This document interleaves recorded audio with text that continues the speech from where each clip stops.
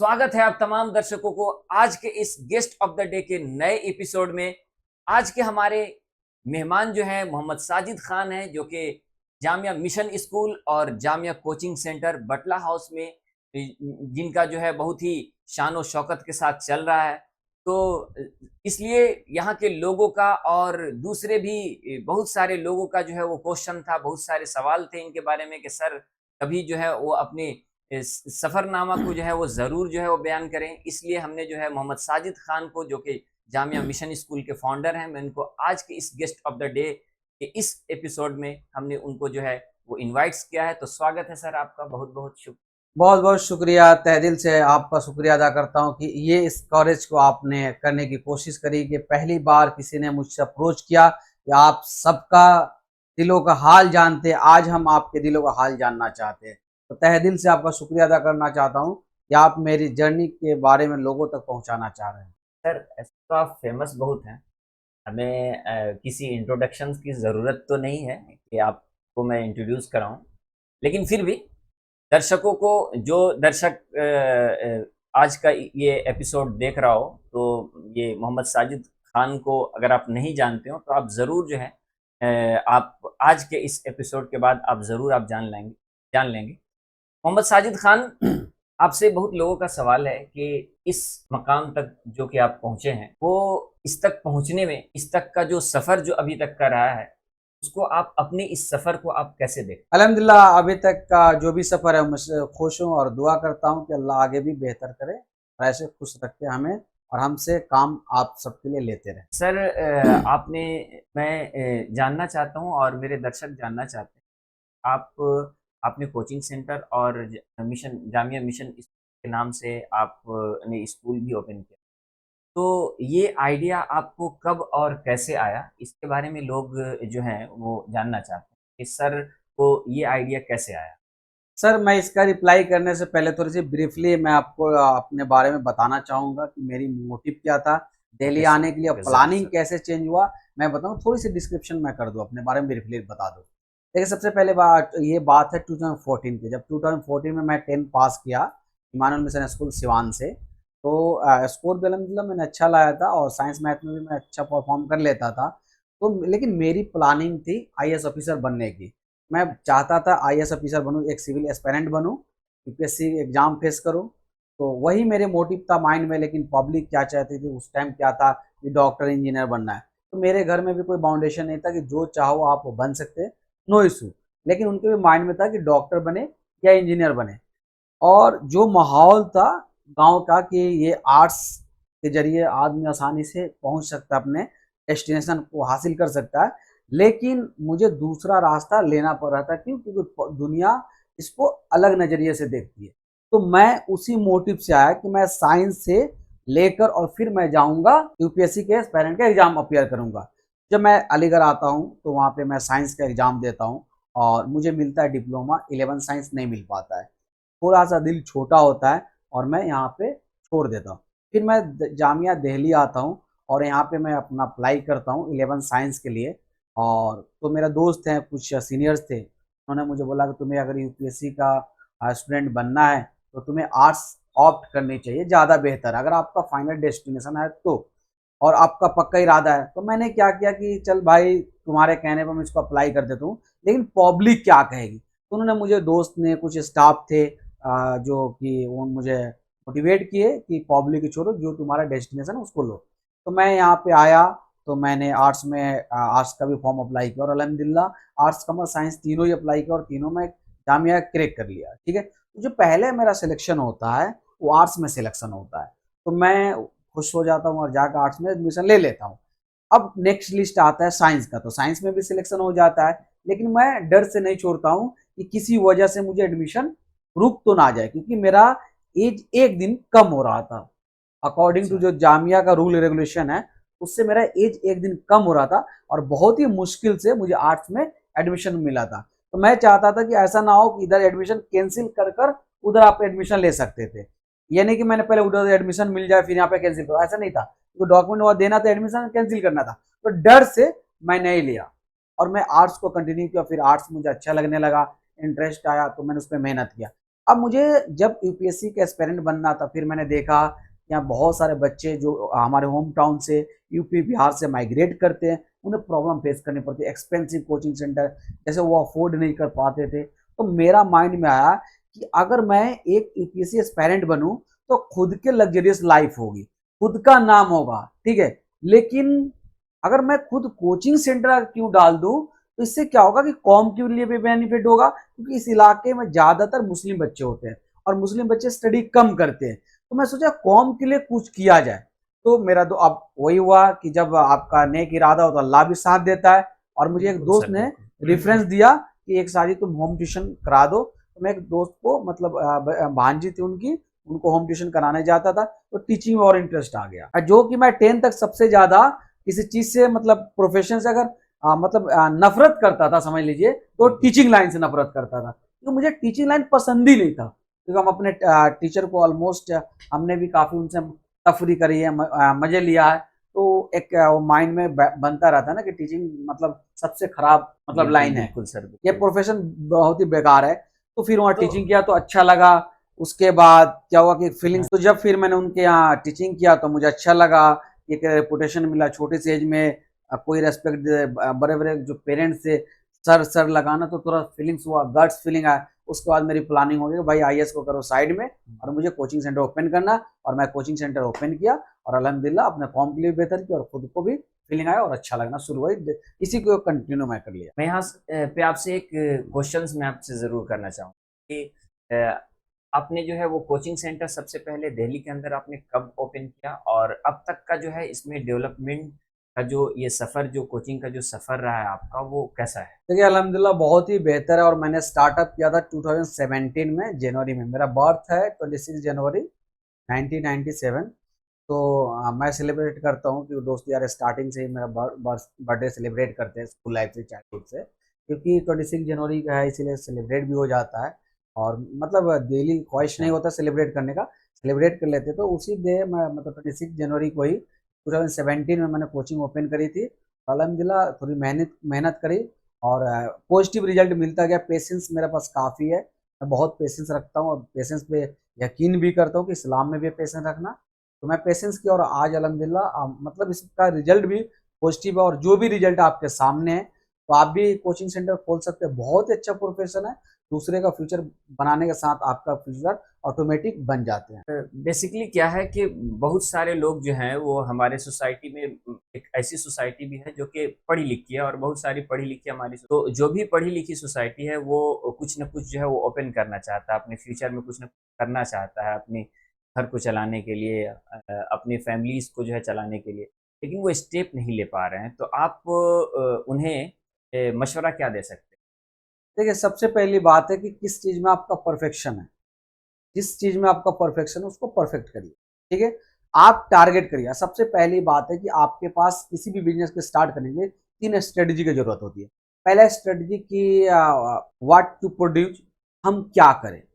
अगर हैं? बिल्कुल। आप जिस चीज में परफेक्ट हैं, जैसे मान लीजिए मैं स्टूडेंट हूँ, टीचिंग आती है, तो मुझे टीचिंग का इरादा करनी है, तो मुझे प्रोड्यूस क्या करना है, टीचिंग यानी कोचिंग सेंटर, ठीक है। उसके बाद हाउ टू प्रोड्यूस, मुझे कैसे उसको करना है, क्या प्लानिंग होनी चाहिए, कहाँ होनी चाहिए, मतलब कैसे करें उसको, क्या क्या सिस्टम होनी चाहिए। एंड थर्ड पॉइंट है वेयर टू प्रोड्यूस, कि हमें लोकेशन मैटर करता है कि किस लोकेशन पे कर रहे हैं। तो पहला पॉइंट है कि हमें क्या करनी चाहिए, कहाँ पे करनी चाहिए और कैसे करनी चाहिए। तो जहाँ पे आप करते हैं, तो ऑलरेडी अगर मान लीजिए कि एक नए एरिया में करते हैं, मान लीजिए हम कोचिंग सेंटर एक ऐसे जगह पे खोल रहे हैं तो वहाँ कोई कोचिंग सेंटर नहीं, तो आप ठीक। कामयाब हो जाओगे। फिर दूसरी प्लानिंग ये होता है कि जिस लोकेशन पे आपका टीचिंग प्रोफेशन अच्छा है और उस लोकेशन पर ऑलरेडी बहुत सारे कोचिंग सेंटर है, तो आपके माइंड में एक नेगेटिव पॉइंट जाता है, जो पॉजिटिव होता है कि भाई यहाँ पर ऑलरेडी ब्रांडेड कोचिंग है, मतलब ब्रांडेड मीन्स कि काफी पुराना है तो वो अच्छा चल जाएगा, तो हमारे पास कोई नहीं है। हर कोचिंग सेंटर में कुछ ना कुछ बच्चे आते हैं, सबका अपना पर्सनल स्टूडेंट होते हैं, तो वहां पे आप डिफरेंट दो, आप उनसे अलग दो। अगर उनके पास इंफ्रास्ट्रक्चर है तो आप क्वालिटी दो, अगर उनके पास इंफ्रास्ट्रक्चर है क्वालिटी है तो फिर एक्सपेंसिव 100% होगा, तो फिर आप रेट कम कर दो। बिल्कुल सर। क्वालिटी के साथ रेट कम कर दो तो आप अच्छा सक्सेस करोगे। सर इसी से मिलता जुलता एक सवाल है सर, इसलिए कि एजुकेशन फील्ड से आपका ताल्लुक रहा है। तो और सोसाइटी को बेटर करने के लिए एजुकेशन की कितनी ज़रूरत है ये तो सबको ही जानते हैं। लेकिन हमारी सोसाइटी कुछ इस तरह की सोसाइटी बनी हुई है जिसमें बहुत सारे अमीर हैं जहाँ पे रहते हैं, वहाँ पे बहुत सारे गरीब भी रहते हैं। तो जो हमारा एक ख़ास जो है तबका जो पढ़ नहीं पा रहा है, तो उसके लिए आप अपने कोचिंग में या फिर अपने स्कूल में कुछ इस तरह का कुछ प्रोविज़न्स आप रखे हैं या फिर या फिर उन लोगों की डेवलपमेंट के लिए लोगों को कौन-कौन से स्टेप्स लेने चाहिए? इस बारे में आप कोई अगर आइडिया अगर आप दें, तो इससे जो है बहुत सारे लोगों को की जो है वो हेल्प हो जाए। देखिए एक्चुअली मैं आपको बता दूं कि एवरी कोचिंग सेंटर ऑर्गेनाइजेशन जो भी होती है वो स्कॉलरशिप देती है, और स्कॉलरशिप उसी बच्चों को अचीव होता है जो ऑलरेडी टैलेंटेड होते हैं। क्यों? क्योंकि उनके बच्चे पेरेंट होते हैं, प्राइवेट कोचिंग सेंटर लगाए होते हैं, ऑलरेडी उनके स्टार्टिंग से स्टडी होती है, तो बेहतर परफॉर्म करते हैं और उन्हीं को मिल जाती है। यानी स्कॉलरशिप का मतलब होता है रिच स्टूडेंट, पुअर स्टूडेंट नहीं होते। 1% आ जाए तो एक अलग इशू है, 5 लाख आ जाए। लेकिन आपको बता दूं कि जो ऐसे कि सेंट्रल गवर्नमेंट ने एक सिस्टम लगाया है, दिल्ली में ऑलमोस्ट चल रहा है, कि जो भी प्राइवेट इंस्टीट्यूशन हो तो ईडब्ल्यूएस का सिस्टम होगा, यानी गरीब बच्चे को 5% रिजर्वेशन मिलेगा। तो दिल्ली का जो ऑलमोस्ट जितने प्राइवेट इंस्टीट्यूशन है, स्कूल की बात कर रहा हूँ, उसमें 5% रिजर्वेशन है। तो हमारा स्कूल भी दिल्ली है, दिल्ली में तो हमारे स्कूल में भी 5% का रिजर्वेशन है। इसी तरह हमने अपना जामिया कोचिंग सेंटर में भी रिजर्वेशन दे रखा 5%, सिर्फ वीकर सेक्शन के लिए। और देखिए मुस्लिम गर्ल्स के लिए हमने स्पेशली एक बैच फ्री कर दिया है, मतलब हर क्लास का एक एक बैच हमारे यहाँ मुस्लिम गर्ल्स के लिए फ्री चलता है, बिल्कुल फ्री ऑफ कॉस्ट। बहुत अच्छी बात है सर, आप जो है इस तरह के प्रोग्राम को अपने स्कूल में आपने लागू कर रखा है। सर, मुझे सुनने में आया है कि आप पॉलिटिक्स में काफ़ी आप जो है इंटरेस्ट। नहीं एक्चुअली मैं पॉलिटिक्स में इंटरेस्ट नहीं है, लेकिन बहुत सारे क्लोज फ्रेंड्स हैं और बड़े भाई हैं, तो उनके जरिए थोड़ा सा पॉलिटिक्स में इन्वॉल्वमेंट होती है। कि अच्छा। आपको तो पता ही है कि जो भाई रहते हैं, दोस्त होते हैं, क्लोज होते हैं, काफ़ी क्लोज होते हैं, कम टुगेदर होते हैं, उनके वजह से थोड़ी सी इन्वॉल्वमेंट। बड़े-बड़े नेताओं से भी आजकल आप मिल रहे हैं, अरविंद केजरीवाल, मनीष सिसोदिया, क्या इसके पीछे क्या कहानी है? कैसे मतलब क्या किस रीज़न एजुकेशन का ही रीज़न रहा होगा या फिर कोई और प्लानिंग आप। नहीं एक्चुअली मैं थोड़ी सी मुझे मनीष जी से मिलना था, क्योंकि एजुकेशन के ऊपर कुछ डिस्कशन करनी थी। इसलिए मैं उनसे, हमारे आइडल हैं और दिल्ली का एजुकेशन मिनिस्टर भी रहे हैं और काफ़ी उन्होंने इम्प्रूवमेंट भी किया है, तो इसलिए मुझे उनसे कुछ मीटिंग करनी थी, इसी रिगार्डिंग मैंने मिला था। और जब मनीष सिसोदिया जी से मिले तो अरविंद जी से भी मिल लिए, और साथ में गोपाल राय से भी मिल लिए। और थोड़ी हमारी जो दिल्ली के सीएम है वो भी काफ़ी एजुकेटेड है, और लंदन से उनकी टीचिंग है जो कि टीसी मैम है, से भी हमारी मीटिंग होने वाली हमारी दुआ है सर कि आप ज़रूर जो है पॉलिटिक्स में भी आप और ज़्यादा तरक्की करें। अगर आप जाना चाहते हो तो ज़रूर आप तरक्की करें। और जो भी शख्स जो है जिस मैदान में, जिस फ़ील्ड में वो जाना चाहता है, अपने दिल की सुने और ज़रूर जो है उस फ़ील्ड के लिए अपने लिए जो है वो रास्ता जो है वो। है। सर एक्चुअली मैं, मेरी प्लानिंग टीचिंग के ऊपर ही है कि मैं एक अच्छा सा ऑर्गेनाइजेशन खोलूँ। स्कूल के मैंने कोचिंग के बाद प्लानिंग किया, स्कूल का खोला।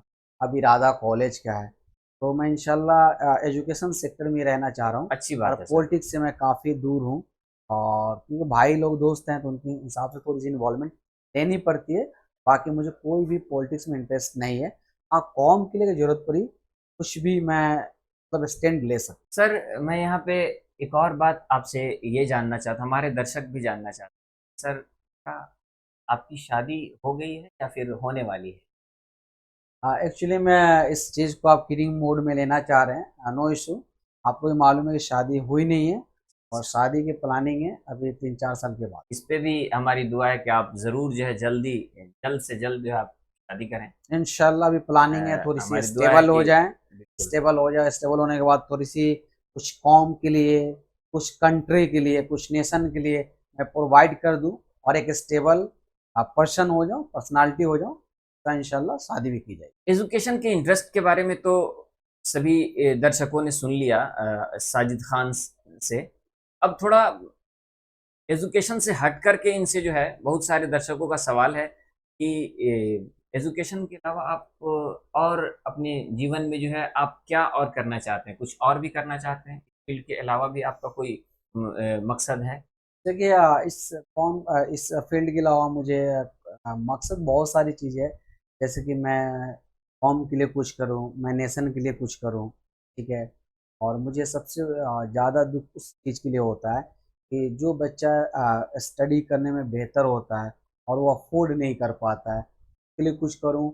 और उन यूथ के लिए मैं करना चाह रहा हूँ कि जो अपने यंग जवानी को नशे में एडिक्ट हो जा रहे हैं और फ़ास्ट ड्राइविंग करते हैं, तो उसके ऊपर भी मैं कुछ काम करना चाह रहा हूँ, क्योंकि इनकी डेथ के रेशियो को रोका जाए।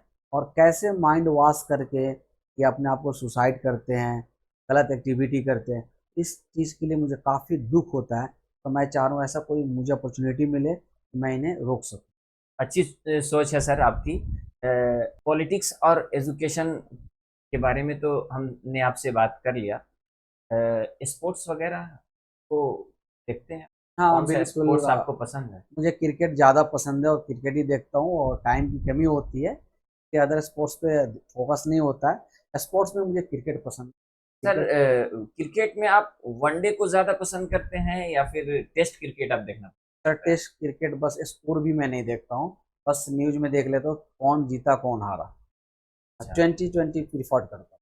2020 का ज़माना है तो आप भी 2020 आप जो है वो जी, जी, पसंद बिल्कुल करते हैं। 20-20 पसंद करता हूँ, और सर साथ में सिर्फ़ 20-20 आपने बताया इंडिया क्रिकेट और पाकिस्तान। आपने बताया कि क्रिकेट में आपकी दिलचस्पी है, तो आपने कभी क्रिकेट बचपन में खेला भी है? हाँ, पिछले 7-8 साल पहले भी खेला है। एंड बच्चों को मैं अभी अपने स्कूल की तरफ से नवंबर में 18 नवंबर को पिछले साल ले गया था पिकनिक, और 18 दिसंबर को, तो पिछले साल उन्हें पिकनिक पे ले गया था थाकरन धानी, तो वहाँ पे मैं क्रिकेट खेला था बच्चों के साथ। काफ़ी एन्जॉय किया था, मतलब वो भी ओनली बैटिंग किया था। अच्छा लगा था, मज़ा आया था, इंटरेस्ट है। एजुकेशन और स्पोर्ट्स को हम अलग-अलग ज़्यादा करके तो हम नहीं देखते, इसलिए कि फिज़िकली जो है वो पढ़ने के लिए सबसे पहले हेल्थ का होना अच्छा ज़रूरी है। कोई भी काम आप दुनिया की कोई भी काम कर रहे हो, तो अगर आप हेल्थ से अगर आप सही नहीं हैं, तो आप कोई भी काम आप अच्छा नहीं कर सकते। तो हम ये जानना चाहते हैं कि आपके स्कूल में स्पोर्ट्स का कोई प्रोग्राम या फिर खेलने बच्चों के खेलने-कूदने के लिए कुछ ऐसी सहूलतें हैं? सर, एक्चुअली में मैं करता क्या हूँ, जो छोटे बच्चे ना, हमारे पास प्लेग्राउंड नहीं है, क्योंकि इस ओखला में ऐसा कोई भी स्कूल नहीं है जामिया नगर में, जैसे लोकेलिटी की बात करें बटला और शाहीन बाग, जिनके पास प्लेग्राउंड हो। असेंबली हॉल भी नहीं है, तो प्लेग्राउंड की तो दूर की बात है। तो हमारा मतलब मेरे स्कूल में क्या प्लानिंग है, हमारे स्कूल में हम लोग करते क्या, एक सिस्टम बना है, प्लान्ड है कि छोटे बच्चे होते हैं, उनको फ्लोर वाइज पूरा क्लियर करके उन्हें एक्टिविटी कराते हैं, ठीक है। अच्छा। मतलब इंडोर गेम कराते हैं, और जो 6 क्लास से ऊपर के बच्चे हैं, तो उन्हें मंथ में एक बार ले जाके हम लोग डिफरेंट डिफरेंट ग्राउंड्स में उन्हें जी। प्रैक्टिस कराते हैं। बैडमिंटन हो, क्रिकेट हो, फुटबॉल हो, ये सब प्ले करते हैं इन अ मंथ, मंथ में एक बार। सर बच्चों की हेल्थ को ज़्यादा से ज़्यादा सही रखने के लिए कोई टिप्स अगर आपके पास हो इसलिए कि आप जो है एजुकेशनल इंस्टीट्यूट आप चलाते हैं तो ये ज़रूरी है जानना कि आप किस तरह से बच्चों की सेहत को आप देखते हैं? देखिए, ये तो डिपेंड करता है एज फैक्टर के हिसाब से कि किस एज का बच्चा है। लेकिन मैं कॉमन बात करूँ, जो कि 12 से 15 साल के बच्चे हैं, 20 ईयर्स के बच्चे हैं, उन्हें क्या करना है कि सबसे पहले उनको टाइम से सोना चाहिए। दिल्ली में तो कोई भी 2 बजे से पहले सोता नहीं है, और मॉर्निंग में उन्हें 6-7 बजे उठना पड़ता है, क्योंकि स्कूल अपीयर करना होता है। तो टाइम से पहले सो जाएँ, टाइम से उठें, अपना प्रॉपर प्लानिंग बनाएँ। क्योंकि छोटे बच्चे, इन्हें कोई भी फिज़िकल प्रॉब्लम होती नहीं है, तो प्रॉपर प्लानिंग बनाएँ। एक्सेप्शनल कोई स्टूडेंट हो, उसके साथ फिज़िकल इश्यू होगा, एक अलग बात है। लेकिन अल्हम्दुलिल्लाह माशाल्लाह किसी बच्चे के साथ फिज़िकल प्रॉब्लम नहीं होती है, जो टीनेज के स्टूडेंट होते हैं। तो उन्हें करना क्या चाहिए कि अपना एक टाइम बनाएँ, एक टाइम से स्टडी करें, एक टाइम से अपना खाना-पीना लें, और एक टाइम से रेस्ट करें। और मोबाइल में ज़्यादा यूटिलाइज़ेशन ब्राउज़िंग नहीं करके, थोड़ा-सा इंडोर और आउटडोर पे 1-2 घंटा की इवनिंग में मतलब प्ले करनी चाहिए। स्पोर्ट्स के अलावा अगर हम बात करें तो मूवीज़ वगैरह में आपको इंटरेस्ट है? हाँ, बॉलीवुड और साउथ की मूवी देखता हूँ, और बिहार से हूँ तो जेनेटिक्स में है थोड़ी-सी, 1-2 भोजपुरी मूवी भी देख लेता हूँ। अच्छा, जैसे अच्छा, हाँ। केसरी लाल यादव को भी देख लेता हूँ, रउआ का देख लेता हूँ, जो इनका नाम दिनेश लाल यादव है, अमरपाली दुबे हैं, अक्षरा सिंह हैं, तो 1-2 मूवी उनका देख लेता हूँ। पवन सिंह हैं, मैं बिहार के जेनेटिक्स से तो देख। सर आपने कहा कि आप बिहार से हैं तो सर भोजपुरी इंडस्ट्रीज जो है वो बिहार की बहुत बदनाम है। इस बारे में आप अपने कुछ ख़यालात आप रखना चाहेंगे? उस इंडस्ट्रीज को कैसे सही किया जाए? इसलिए कि हमारी एक ज़्यादातर आबादी जो है बिहार की जो है वो उस भोजपुरी इंडस्ट्रीज को फ़ॉलो करती है। तो वो उस तरह की मूवीज देखना या फिर उस तरह के गाने सुनना वो किस हद तक जो है एक सोसाइटी के लिए सही हो सकता सर एक्चुअली में अगर आपके पास ये इन्फॉर्मेशन है तो गलत इन्फॉर्मेशन है। रूमर्स फैलते रहते हैं कि बिहार का जो मूवी है ना, जो टॉलीवुड है, ये काफ़ी इम्प्रूव किया हुआ है। ठीक है, प्रॉब्लम थोड़ी सी गाना में है कि गाना की सेंस थोड़ी डबल माइंडेड होता है। उस पर भी काम टॉलीवुड वाले ने, जो भी भोजपुरी डिपार्टमेंट है, उस पर किए हैं। और देख लीजिए, मैं एग्जांपल आपको टैली करता हूँ बॉलीवुड के स्टार से। बॉलीवुड के स्टार जैसे आप एग्जांपल लीजिए, सिद्धार्थ हैं, बहुत सारे हैं। ठीक है, सिद्धार्थ मल्होत्रा हो गए हैं। जैसे उन्होंने बोला था कि जो भोजपुरी लैंग्वेज है, वो लगता है कि मतलब टट्टी करने जैसा, उन्होंने कुछ कमिटमेंट किया था पब्लिकली स्टेज प्रोग्राम में। उस पर उन्होंने खेसारी लाल यादव ने ही उनको बहुत अच्छा उन्होंने रिप्लाई किया कि मैं 1 लाख फॉलोअर से आज 3 मिलियन मिलियन तक पहुंच गए, और तुम एक मतलब 10 मिलियन से भी आज 10 मिलियन पे ही स्टेबल हो। तो कहने का मतलब ये है कि उनके बॉलीवुड वाले जो एक्टर हैं, वो मतलब डाउन डिक्लाइन कर रहे, और हमारे टॉलीवुड वाले जो भोजपुरी डिपार्टमेंट के, वो काफ़ी इम्प्रूव कर रहे हैं। और देखिए, आजकल हर जगह भोजपुरी मूवी का डिमांड बढ़ता जा रहा है इन कंपेयर टू पहले से। है। इस बात में कोई शक नहीं है कि भोजपुरी इंडस्ट्री जो है वो पहले से ज़्यादा जो है वो बढ़ रही है, डेवलप कर रही है।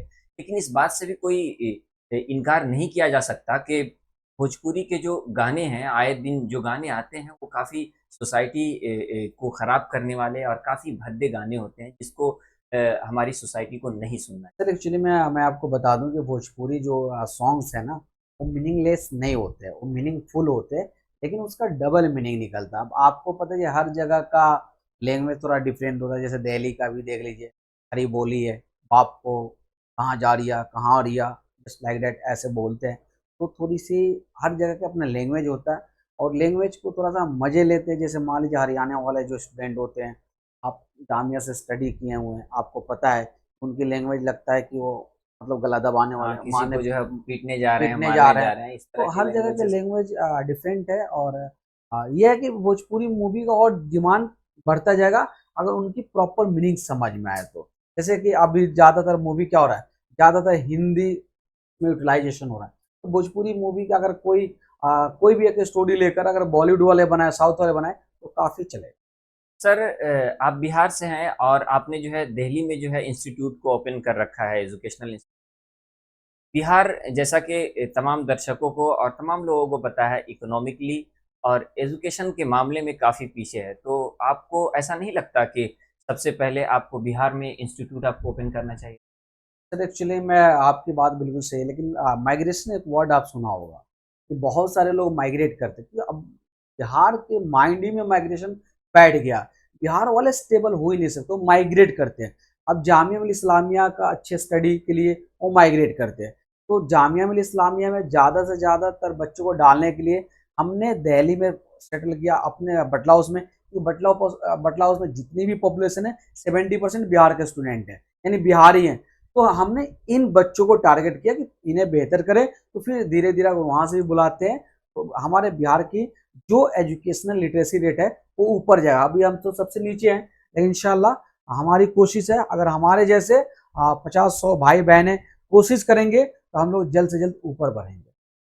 सर बिल्कुल हमारी दुआ है कि तमाम जो है लोग और हर स्टेट जो है वो डेवलप करे, इकोनॉमिकली भी और एजुकेशन के एतबार से भी। अगर हम एजुकेशन में अगर डेवलप करते हैं तो हमारे स्टेट जो है वो ज़्यादा से ज़्यादा हर फील्ड में डेवलप होगा। अब मैं आपसे कुछ इंपॉर्टेंट जो है वो क्वेश्चंस एजुकेशन से रिलेटेड मैं करने वाला हूँ, आपके कोचिंग सेंटर के रिलेटेड। सर आपका एजुकेशनल इंस्टीट्यूट है, तो दर्शक ये जानना चाहते हैं कि सर आप कौन से सब्जेक्ट की और किस किस चीज़ की आप प्रिपरेशंस करवाते हैं? देखिए, बेसिकली जो हमारे यहाँ स्टार्टअप हो जाता है क्लास 6 इंटेंस, हम लोग स्टार्ट करते हैं 6 क्लास इंटेंस। मतलब हम लोग बेसिकली क्लास 6 से स्टार्ट कर देते हैं। जैसे क्लास की बात करें स्कूल लेवल की, तो क्लास 6, 9, 11 आर्ट्स कॉमर्स साइंस तीनों स्ट्रीम के कराते हैं।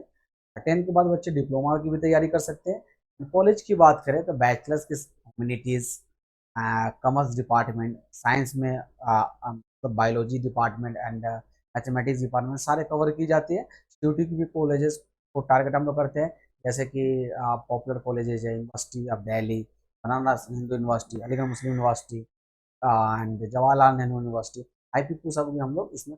जो बच्चे बाहर से पढ़ने के लिए आते हैं तो क्या आपका इंस्टीट्यूट उन्हें हॉस्टल भी प्रोवाइड करता है या उन्हें रहने के लिए क्या उनके लिए सहूलियत? देखिए हमारे यहाँ बहुत ही ज़्यादा फैसिलिटी दी गई है बच्चों के लिए रहने के लिए। रहने के ऊपर जब तक बच्चा अगर प्रॉपर नहीं रहेगा, प्रॉपर उसके रहने का अरेंजमेंट नहीं होगा, प्रॉपर डाइट यानी फूडिंग का अरेंजमेंट नहीं होगा, तो बच्चा स्टडी कैसे करेगा। तो हम लोगों ने क्या कर रखा है, 10,000 रुपीज़ लेते हैं, पैसे की बात नहीं करते। देखिए एकोमोडेशन की बात करें तो एकोमोडेशन में हम लोगों ने फूडिंग का और हॉस्टल का बहुत ही अच्छा इंतजाम कर रखा है। जैसे कि हमारे यहाँ रहने की भी फैसिलिटीज़ है, एसी के साथ है, नॉन एसी वाले भी हैं। थोड़ी सी डिपेंड करता है उनके कॉस्टिंग के ऊपर। और फूडिंग भी बहुत अच्छे लेवल का हम लोग प्रोवाइड कराएं। जो भी बच्चा चाहे अगर वो रहना चाहते हैं तो क्लास 6 के स्टूडेंट्स को हम लोग रख सकते हैं, इससे छोटे बच्चों को हम लोग नहीं रखते। अगर जो जामिया एम 6 क्लास की तैयारी करने आता है मिनिमम है उसका रख सकते हैं, और पोस्ट ग्रेजुएट तक। सर आपका बहुत बहुत शुक्रिया। आप ने गेस्ट ऑफ द डे में आपने बहुत सारे क्वेश्चंस, बहुत सारे सवालों का आपने जवाब दिया। आपने एजुकेशंस के ऊपर बहुत सारी बातें लोगों को बताया। मुझे उम्मीद है कि ये एपिसोड आप लोगों की ज़िंदगी में हेल्प करने का काम करेगा। आपने इकोनॉमिक्स के ऊपर, इकोनॉमिक डेवलपमेंट के ऊपर आपने बात किया। आपने जो है बिजनेस चलाने के तौर तरीके के ऊपर आपने बात किया। आपने बिहार की डेवलपमेंट के बारे में भी आपने बात किया। हमें उम्मीद है कि ये इस एपिसोड्स के ज़रिए आप तमाम लोगों को जो है कुछ न कुछ ज़रूर जो है वो हेल्प आपको। बहुत बहुत शुक्रिया सर, आपने बहुत अच्छे तरीके से क्वेश्चन किया और मेरे दिल के बात पब्लिक तक पहुंचाने के बिल्कुल लिए सर। तहे दिल से आपकी शुक्रिया अदा करना चाहता हूं। और उम्मीद करता हूं कि अगले वीडियो में मैं आपसे मिलूंगा और मेरे ज़रूर सर, व्यूवर्स को ज़रूर। भी काफ़ी पसंद आएगा। एंड ये आपने कैपेबिलिटी दिखाया और बहुत ही बेहतरीन आपने क्वेश्चन पूछे। आपके क्वेश्चन से हमारा दिल खुश हुआ और हमारे तमाम व्यूअर्स का, जो भी हमारे व्यूअर्स हैं, उनको काफ़ी बेनिफिट मिलने वाला है। That's all. अल्लाह।